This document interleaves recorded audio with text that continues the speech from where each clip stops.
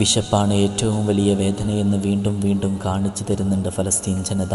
പട്ടിണിയുടെ ബാണ്ഡം പേറി വയറിൽ കല്ല് വെച്ച് കെട്ടി വിശപ്പിനെ അതിജീവിക്കാൻ പാടുപെട്ട പ്രവാചക ചരിത്രങ്ങൾ നമുക്ക് മുന്നിൽ ഓർമ്മപ്പെടുത്തലുകളാകുമ്പോൾ ഫലസ്തീനിലെ പാവങ്ങൾ അതിൻ്റെ നേർക്കാഴ്ചകളാകുന്ന ചിത്രങ്ങളാണ് ലോകം കാണുന്നത്.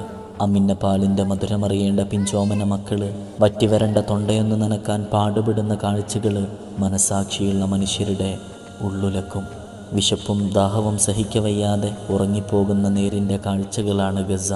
പട്ടിണി എന്ന വാക്കിൻ്റെ നേർസാക്ഷ്യമാണ് ഗസ. വാർദ്ധക്യത്തിൻ്റെ പ്രയാസങ്ങൾക്കുമപ്പുറം വിശപ്പിൻ്റെ വേദനയാണ് ഓരോ വയോധികരെയും മരണത്തിലേക്ക് അടുപ്പിക്കുന്നത്.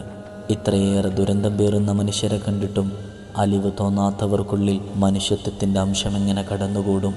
ഉറ്റിവീഴുന്ന കണ്ണുനീരുകൾക്ക്, കൽബ് നീറി പറയുന്ന വാക്കുകൾക്ക്, പ്രതീക്ഷയോടെ ഉയർത്തിയ കരങ്ങൾക്ക് പടച്ചോൻ്റെ കാവലിറങ്ങുന്ന സമയം വരും.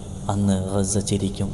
ക്രൂരമായ അക്രമങ്ങൾ അഴിച്ചുവിട്ട മുൻകാല സാമ്രാട്ടുകൾ പോലും ഒടുവിൽ പരാജയം നേരിട്ടിട്ടുണ്ടെങ്കിൽ ഗസയുടെ വേദനകളെ നോക്കി പരിഹസിക്കുന്നവരെ കാലം കണക്ക് ചോദിക്കാതെ കടന്നുപോകില്ല. ഗസയിലെ പിഞ്ചോമന മക്കളടക്കം വേദനിക്കുന്ന ആ ജനതയ്ക്ക് സമാധാനത്തിൻ്റെ വഴിയിടങ്ങൾ തുറക്കണേ റബ്ബേ, ആമീൻ. ഖുദ്സിൽ വീശുന്ന ഇളം കാറ്റ് വിതുമ്പും